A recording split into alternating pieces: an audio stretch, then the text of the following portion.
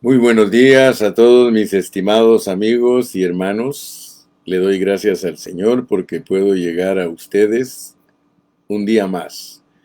Hoy es 28 de agosto del año 2023.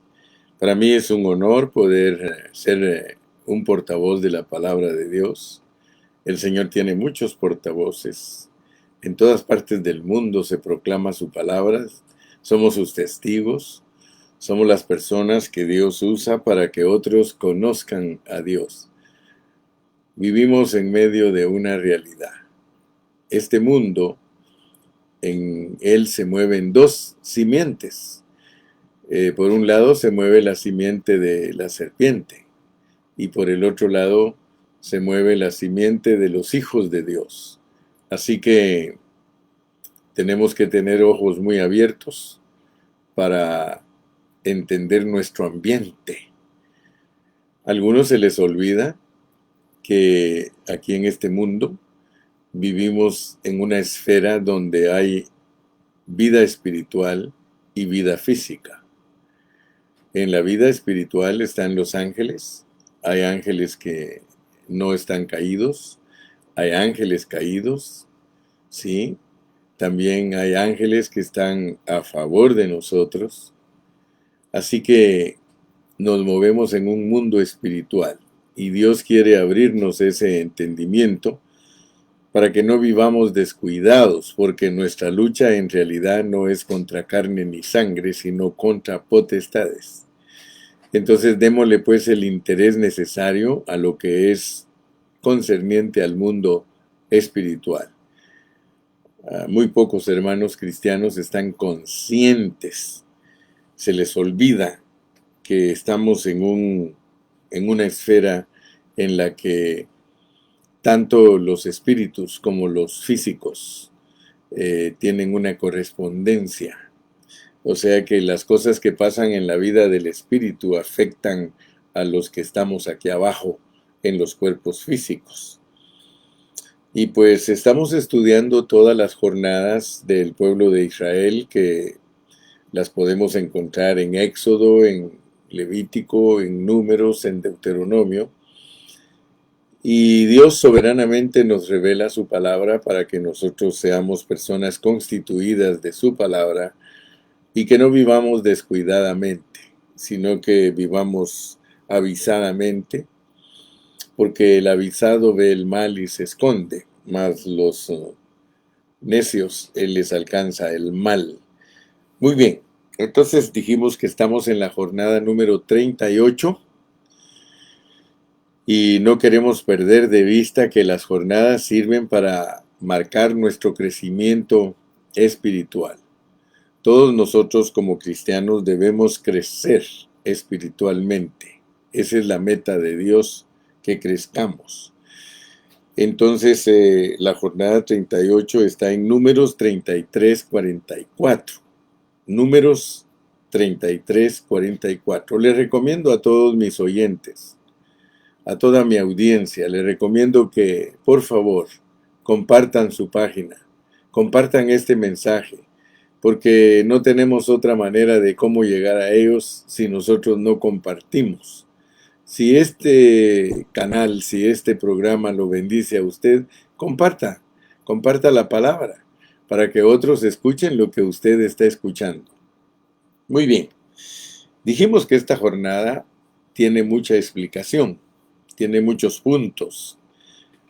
Después de haber estudiado toda la jornada a la luz de toda la escritura, encontramos que mínimo tenemos que presentarla por medio de 14 puntos. Y de esos 14 puntos, gracias a Dios que ayer terminamos 6. Hemos usado con este mensaje 4 mensajes. Ya llevamos, este es el cuarto mensaje respecto a Ige Abarim. Ige Abarim, ayer estuve dando mucha explicación de que en hebreo está Ige Ha Abarim. Ige Ha Abarim. Ige Ha Abarim. Y dijimos que para entender las jornadas nosotros tenemos que analizarlas a la luz de toda la Biblia, porque tenemos que buscar en dónde están esas expresiones, porque cada una de las jornadas es una expresión bajo un contexto, para dejarnos claro y enseñarnos lo que sucedió en esa jornada. Entonces, en esta jornada vimos el primer punto, que es la frontera de Moab, denotando que salimos de Obot y acampamos en Ije Abarín, en la frontera de Moab. Eso crea una conexión. O sea que el decirnos que salimos de Obot para acampar en Ije Abarín, pero nos ponen en la frontera de Moab, quiere decir que estas dos jornadas, Obot e Ije Abarín, se van a conectar con la que sigue porque nos marcan la frontera. Amén. Entonces, gracias a Dios que Dios nos mostró que cuando nosotros entendemos lo que es una frontera, estamos entendiendo que va a haber un cambio, que vamos a pasar de un país a otro. Esa es la ilustración para entender los tratos de Dios cuando Él nos quiere revelar que vamos a pasar a otro asunto, pero que está relacionado. Muy bien. Después de eso estudiamos el punto número 2, que es la escalera caracol. En ella aprendimos que las experiencias de Dios en nuestra vida se repiten, pero a pesar que nosotros somos personas caídas y que caemos siempre en el mismo error, nosotros estamos creciendo en Cristo Jesús. En el caso de nosotros los cristianos gentiles, estamos creciendo en la gracia, porque nosotros vivimos de gracia sobre gracia o gracia sobre gracia. Muy bien, entonces, después de eso, cuando ya entendemos la frontera y entendemos la escalera en caracol, nos damos cuenta que la mera neta, la realidad es que nosotros estamos siendo entrenados por el Señor en una forma cíclica. O sea que Dios nos lleva de ciclo en ciclo, de ciclo en ciclo, de ciclo en ciclo. Así tiene Dios preparada nuestra vida, por eso la enfoca de acuerdo a esta peregrinación por el desierto del pueblo de Israel por 40 años. Seguido a eso entramos al punto número 4, donde Dios nos habla claramente que no podemos mezclar el vino viejo con el vino nuevo. O sea que el vino viejo va en odres viejos y el vino nuevo va en odres nuevos. Por lo tanto, nada de lo viejo quiere Dios que se use como patrón, sino que se use como algo esencial. ¿Verdad? El vino añejo, el vino viejo, que es la ley, ese debe de servirnos para sacar la esencia que hay en él, que es Jesucristo. Jesucristo está revelado en el Antiguo Testamento, en sombras, en tipos, en parábolas, en metáforas, y nosotros solamente tenemos que darle gracias a Dios que a nosotros los gentiles nos abrió el entendimiento para ver eso, no así a los judíos. A ellos no les abrió el entendimiento para que ellos se dieran cuenta de que del vino viejo, del añejo, tenía que salir la esencia para el vino nuevo, que es Cristo Jesús, el Espíritu Santo, la esencia de Dios. Entonces, gracias a Dios que entendimos también eso, que no podemos mezclarlos. Trabajan como la línea del tren, que son paralelos. El Antiguo Testamento tiene su función y el Nuevo Testamento tiene su función. No los puedes mezclar. No los puedes mezclar, trabajan paralelos. Para que el tren corra en la línea, tiene que haber dos líneas paralelas. Y a pesar que al verlas a lo lejos pareciera que se juntaran, nunca se juntan. Así es el Antiguo Testamento con el Nuevo. Después de eso vimos que esta palabra Ije Abarín, tiene muchos significados. Y aprendimos que el significado de Ije Abarín es pecado, culpa y consecuencias. Muy importante que usted entienda, porque de otra manera no le va a dejar claro el concepto a usted de lo que es Ije Abarín. Ije Abarín, que dijimos que ya simplificado, sintetizado, es Ijiim. Ijiim. Yo expliqué ayer que las palabras en los idiomas tienen siempre cierto parecido porque todas usan la misma raíz, lo mismo que en español. En español hay hasta 10 palabras para decir lo mismo, pero su raíz sigue siendo la misma. Muy bien. Entonces encontramos que para poder entender con claridad lo que es Ige, Ha-Abarim, nosotros tenemos que leer la historia de los amorreos, porque resulta que son los amorreos los que Dios va a vencer a través del pueblo de Israel para que podamos avanzar hacia la tierra prometida. Entonces es importante que nosotros entendamos lo que son los amorreos, porque los amorreos son personas pecadoras que tienen culpa y que tienen consecuencias. Entonces, aún eso es aplicable no solo a los inicuos, sino también a nosotros mismos.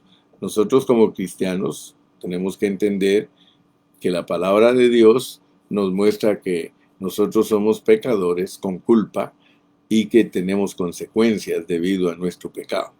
Pero no se les olvide que ayer aprendimos que hay dos frutos que están madurando. Dos frutos que están madurando al mismo tiempo. Así funciona. Así lo tiene Dios revelado en su palabra. Por un lado tenemos la simiente de Satanás, que vive aquí en la tierra junto con nosotros, los hijos del diablo. Usted vive con los hijos del diablo aquí en el mundo. En el mundo están los hijos de Dios y los hijos del diablo. Los hijos del diablo tienen un propósito y los hijos de Dios tienen un propósito. Cada uno tiene una misión y nosotros debemos de pedirle a Dios que abra nuestros ojos para entenderla, ¿verdad? Porque Dios por medio de los amorreos nos muestra sus juicios. Ayer aprendimos también que el juicio de Dios viene. El pecado es un asunto de ayer, las consecuencias es un asunto de mañana. O sea que el pecado de ayer trae consecuencias para mañana y las consecuencias de mañana van a ser visitadas por Dios por medio de sus juicios.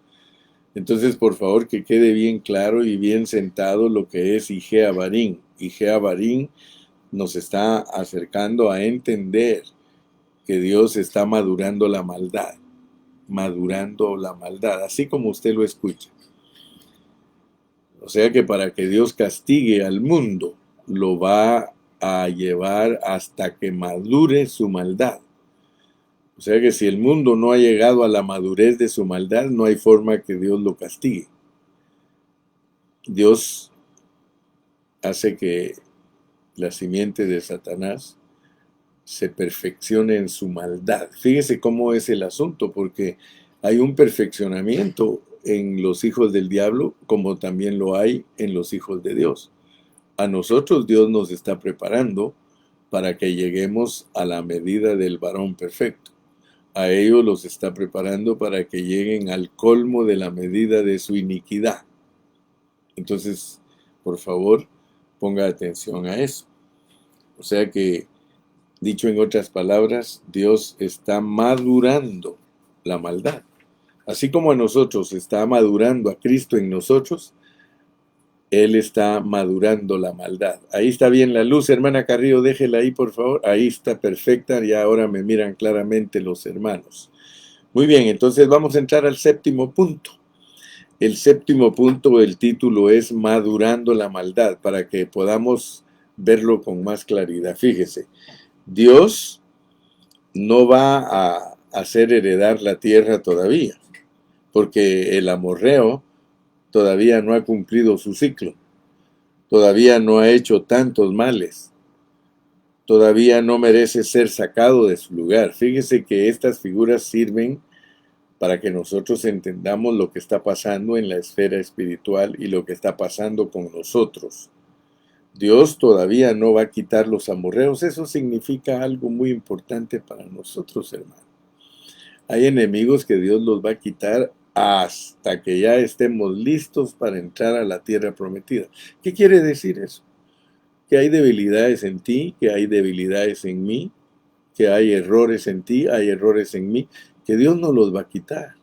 No los va a quitar hasta que ya estés listo para tomar posesión de la tierra prometida. O sea que Dios nos está preparando a todos nosotros por medio de su palabra y estas declaraciones para que nosotros podamos vivir a Cristo en plenitud. Y eso es maravilloso. Solo mira qué misericordia. Dios tiene misericordia en su ira y tiene misericordia con nosotros en nuestros errores. Porque Él tiene paciencia. Él está madurando la maldad.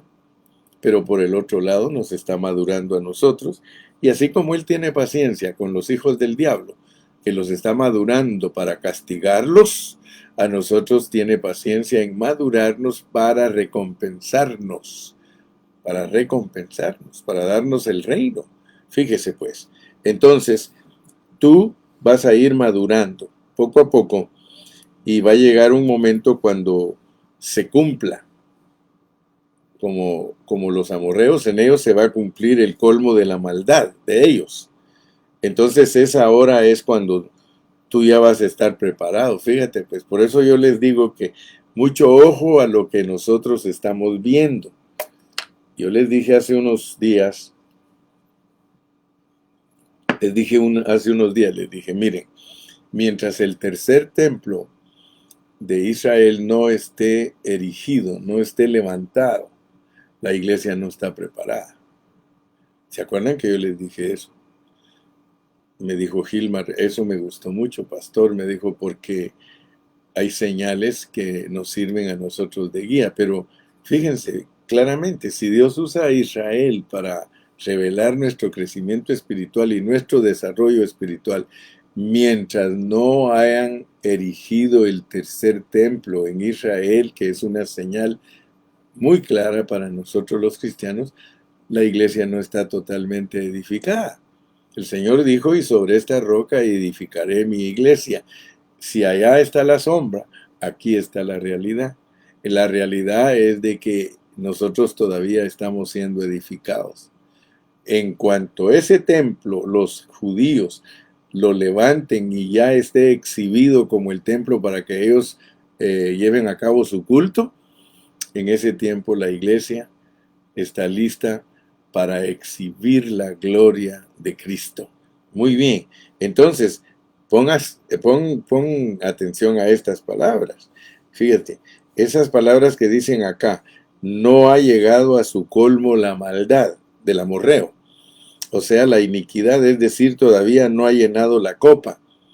Es como decir a veces, el papá sabe que el hijo está haciendo mal, pero todavía sabe que no le va a castigar. Le da un tiempito y primero le da una advertencia, ¿sí? Como el Señor es así, ¿sí? El Señor es así. Él dice a Jezabel, dice en Apocalipsis, y le he dado tiempo a Jezabel para que se arrepienta, pero no se ha arrepentido. Y luego a nosotros dice, si tu hermano peca contra ti, tú no vas a ir de una vez con la lanza en el arco ya puesta y de una vez acabar a tu hermano. No, dice que si tu hermano peca contra ti, que estando tú y él solos, fíjate cómo inicia Dios todo el proceso, estando tú y él solos, si no te oye, toma a 2 o 3 testigos, ahí te está dando tiempo. Si no te oye con los 2 testigos, entonces dice que se lo digas a la iglesia. Ahora, si no oye a la iglesia, tenlo por gentil y publicano. Entonces, tú no puedes tener por gentil y publicano a un hermano si no le das oportunidad, si no le aplicas el proceso, ¿verdad? Es algo que se procesa. Entonces, nosotros tenemos que darle tiempo de que madure su propia maldad, ¿verdad? Ahora Dios va a hacer un juicio terrible en este mundo, pero primero tiene que darles permiso que hagan cosas terribles. Fíjate que así como Dios, porque nota que esto es soberano, y yo le pido a Dios que entendamos, hermano, porque si no nosotros somos como las olas de la mar llevadas por doquiera de todo viento de doctrina. Mira, si tú entiendes la soberanía de Dios, porque es Dios el que crea, es Dios el que corrompe y es Dios el que restaura. Nosotros estamos en las manos de Dios. No vayas a creer tú que tú puedes. No, todo lo podemos en Cristo que nos fortalece, porque así como Él hace que los malos se corrompan y que su maldad llegue al colmo, fíjate pues, así como Él se ocupa de que los impíos, su maldad llegue al colmo, ningún impío puede hacer nada porque está predestinado para perderse. Ningún impío puede salvarse por su propia cuenta. Es más, el que cree en el Hijo tiene vida eterna. El que no cree en el Hijo ya ha sido condenado desde antes de venir aquí. O sea que ninguno de los que no acepta a Cristo se puede decir que fue porque ellos quisieron, sino que en la eternidad pasada, en la preexistencia, rechazaron el plan y propósito divino de aceptar a Cristo. Nosotros decimos que aceptamos aquí en la tierra, pero nosotros ya venimos justificados de nuestro espíritu desde allá de la preexistencia. Entonces noten pues cómo funciona la soberanía de Dios, porque a unos los está corrompiendo y a otros los está limpiando. En su soberanía Dios corrompe totalmente a los impíos porque ellos tienen que hacer cosas terribles. Ustedes saben que Judas, que es tipo de una persona que viene perdida, el Señor Jesús dijo: uno de vosotros ha de entregarme. Y la misión de Judas era entregar a Cristo y perderse. Por eso dice: de los que me diste, ni uno solo se perdió, a excepción del que era el hijo de pecado, el de perdición. Entonces, hermano, tenemos que entender esas cosas porque Dios va a castigar al mundo y para castigarlo tiene que hacerlo que haga cosas terribles. Eso, pues puede ser que en tu mente natural ni lo disiernas, porque ¿quién se puede imaginar que es Dios el que está haciendo que el impío vaya de mal en peor? Entonces, si entiendes que Dios es el que está haciendo que el cristiano vaya cada día mejorando y mejorando, porque ese es el objetivo de estas jornadas, que aunque somos rebeldes, el pueblo era rebelde, el pueblo era murmurador, el pueblo era blasfemo, ¿qué hizo Dios? Los perfeccionó hasta que tomaron posesión de la tierra prometida y los dividió en dos grupos, en vencedores y vencidos. ¿Verdad? Los vencedores lo lograron, Josué y Caleb, y los vencidos quedaron postrados en el desierto, pero ellos no se perdieron, eran el pueblo del Señor. Ok, lo mismo sucede entonces con los mundanos, Él los está haciendo terribles, ¿sí? O sea que Dios sabe que el diablo tiene que llegar a su colmo. ¿Se dan cuenta ustedes al leer en Apocalipsis que dice que cuando es lanzado fuera, Él sabe que le queda poco tiempo, porque todo lo tiene Dios fríamente calculado? Entonces todos los impíos van a llegar a su colmo, ¿sí? Yo quiero contarte una historia que leí. Yo leí una historia, varias, bueno, yo he leído siempre muchas historias del sufrimiento de los cristianos y cómo los matan los impíos a los cristianos y los cristianos mueren como mártires, ¿verdad? Quiero que alcances a ver ese punto. Estaba leyendo yo, por ejemplo, un tiempo, hace muchos años, en Colombia, llegaron unos sicarios a un lugar donde mataron gente y mataron a niños. ¿Y qué hicieron? Después que mataron a los niños, les cortaron la cabeza y se pusieron a jugar fútbol con la cabeza del niño. Eso es el colmo, hermano. Eso para que alguien haga eso, hermano, de verdad su maldad ha llegado a lo máximo que se llama en la Biblia el colmo. El colmo, imagínense, eso es el colmo. Como hoy día muchos matan a su familia, la descuartizan y la ponen en pedazos en refrigeradores y se la comen. Hermano, eso es canibalismo, eso es el colmo. Sin embargo, nosotros no debemos de asustarnos. No nos asustemos. Mire lo que sucedió esta semana allí en Texas. Un muchacho de 21 años dice que odia a los negros, va a buscarlos y mata a 3 de ellos. Sí, eso es el colmo. Entonces, no nos asustemos porque la maldad sigue aumentando. La maldad sigue creciendo y no nos debe de asustar, te lo repito, no te asustes porque Dios lo está haciendo de esa manera para castigar de una manera severa a todos los que en ellos hace madurar la maldad. Yo espero que Dios abra tu entendimiento. ¿Por qué? Porque el Señor establece un tiempo y Él establece un número. Dios establece tiempo, número, todo lo tiene Él controlado. Si tú lees en Apocalipsis capítulo 6, dice que en el altar están los mártires diciendo: ¿hasta cuándo, oh Señor justo y verdadero, vengarás nuestra sangre? Y el Señor, ¿qué les dice? Que se esperen un poquito de tiempo porque falta que los maten a otros compañeros. Hermano, ¿qué esperanza es esa, hermano? Yo creo, mira, y yo siempre lo he dicho, los cristianos no han entendido el evangelio, hermano. Muchos cristianos andan en onda, ellos andan como zombies, ellos andan perdidos en el espacio, hermano. Ellos no han comprendido lo que es el Dios soberano para hacer que los impíos sean impíos y el Dios soberano que hace que los pecadores predestinados y escogidos se vuelvan un material celestial divino.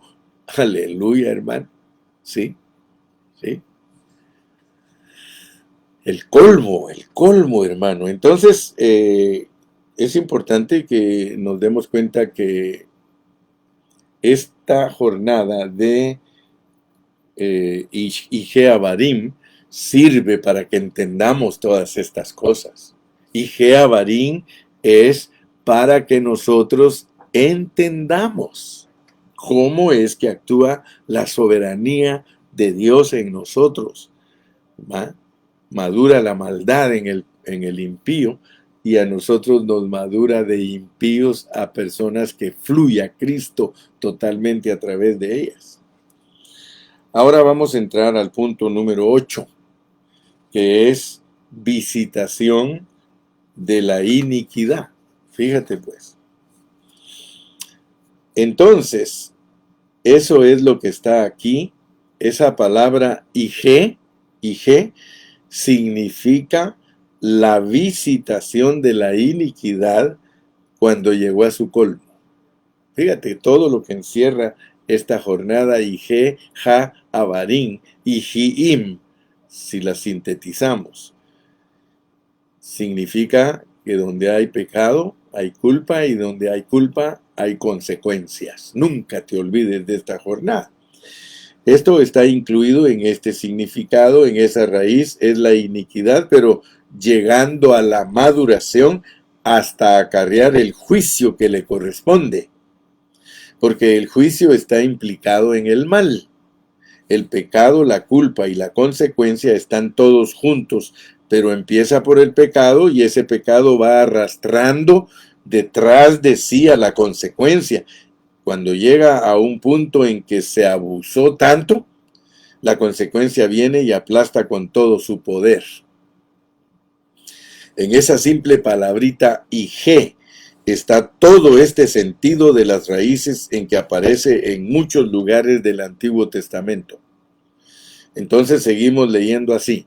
Y en la cuarta generación volverán acá, o sea, los israelitas, porque aún no ha llegado a su colmo la maldad del amorreo hasta aquí. Ahora, cuando llegó el colmo de la maldad del amorreo, entonces era el momento de Israel entrar en la tierra. Ahora fíjense, Dios estaba haciendo dos cosas. Por una parte está la simiente de la serpiente, la línea de Satanás, y por otra parte está la simiente de la mujer, la línea de Dios. Dios dijo que habría enemistad y que Él la pondría entre las dos simientes. Los que están con Dios, perdón, son una línea. Los que están contra Dios son otra línea. Y esas dos líneas están interactuando en la historia. Pero cuando llegue el colmo del pecado de una, Dios la juzga por medio de la otra. Aleluya.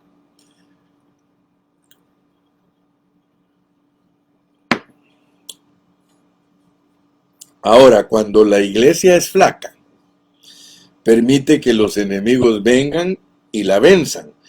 Pero cuando ella se arrepiente y se fortalece, entonces ella aplica el juicio.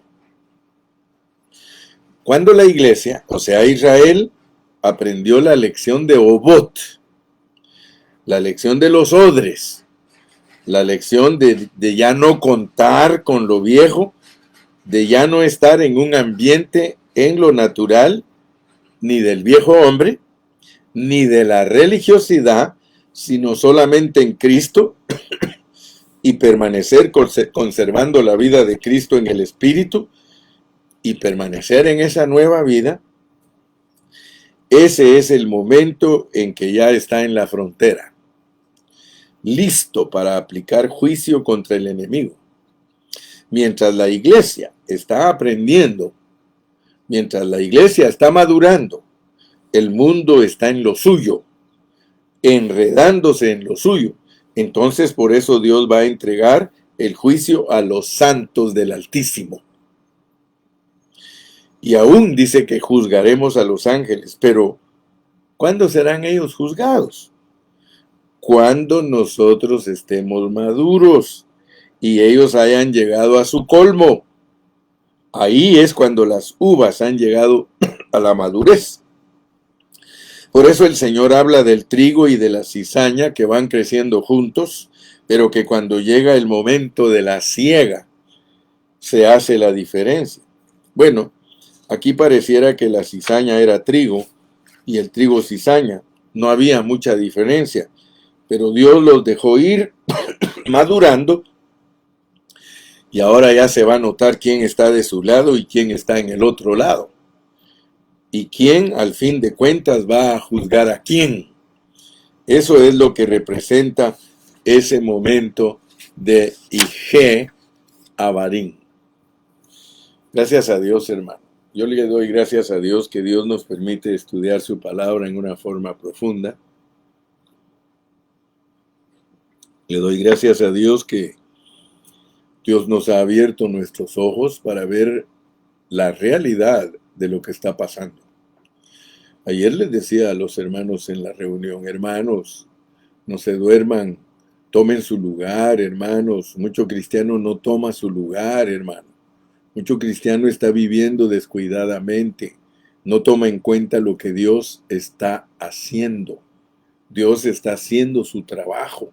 Ayer precisamente yo predicaba de eso, hermanos. Aunque nosotros no nos damos cuenta en qué forma trabaja Dios, Dios está haciendo su trabajo. A los impíos los está volviendo peor cada día. Y a los cristianos genuinos y verdaderos que les está revelando su palabra, cada día los está haciendo mejor y mejor y mejor y mejor. Muy bien, entonces con eso en mente entremos al punto número 9. El punto número 9 es que Abarim quiere decir las regiones del más allá. Las regiones del más allá. La palabra Abarim viene de la misma raíz que la palabra Abrona. La palabra Abrona quiere decir un cruce, un paso, un pasar más allá. La palabra Hebreos, la palabra Éufrates, la palabra Abrona, la palabra Abarim, todas vienen de la misma raíz y significa las regiones del más allá, los cruzadores del río. ¿Se recuerda usted de eso, verdad? Abrona, Hebreos, Abarim, todas esas raíces pertenecen a lo mismo. Y Abarim es como decir ser traído al punto de cruzar las regiones del más allá. Por eso es la frontera. Es decir, la iglesia que estaba acostumbrada a vivir en la carne, en lo natural, ha madurado para vivir en la vida espiritual. Hermano, qué alegre, qué bonito que ahora ya estamos entendiendo eso. Ya lo sobrenatural no nos es desconocido. Ahora la iglesia ya sabe lo que es andar en el Espíritu. Ya sabe lo que es discernir entre el bien y el mal. Ya sabe cómo enfrentar al enemigo. Ahora ya está preparada. Primero en Esión Geber tuvo la revelación, pero ahora aquí ya están a punto de entrar a comenzar la batalla en serio. Ese es el punto, hermanos. Cuando llegó al colmo el uno y a la madurez el otro, ese es Ige Abarim, más allá. Abarim quiere decir regiones del más allá. Es decir, Israel llega a ser ese lugar que es una frontera. Es la frontera de Moab. Desde allí, hermanos, se empieza a entrar a Moab. Desde ahí es donde ya está la resistencia. Desde ahí es donde ellos van a comenzar a pelear, pero no van a pelear con seres espirituales. Si están todavía en lo natural, como dice el apóstol San Pablo en 1 Corintios capítulo 2, el hombre natural no percibe las cosas que son del Espíritu de Dios, no las puede entender, no entiende. ¿Qué es eso de ser guiado por el Espíritu? ¿Qué es eso de andar en el Espíritu? ¿Qué es eso de discernir los espíritus? ¿Qué es eso de luchar en espíritu? No lo entiende. Mientras se viva una vida solamente natural, no entendemos, pero después de lecciones y lecciones y lecciones, nosotros vamos siendo trasladados de lo natural a lo espiritual y vamos siendo refinados en el espíritu. Nos volvemos sensibles para poder discernir la guianza del Espíritu Santo, la vida del Espíritu. Entonces, hermano, empezamos a diferenciar entre lo natural y lo espiritual. Eso es ir a Ijeabarín. Hermano, qué lindo es esto. Qué precioso es esto. Fíjese que yo le doy gracias a Dios que en este tiempo de mi vida, yo no sé por qué Dios en tantos años de ser cristiano nunca me reveló las jornadas. Nunca. Yo estoy en las jornadas aproximadamente de un año para acá, hasta de un año para acá. ¿Por qué Dios no le revela a muchas iglesias la palabra? Porque ellos no han crecido, ellos no están en un crecimiento genuino.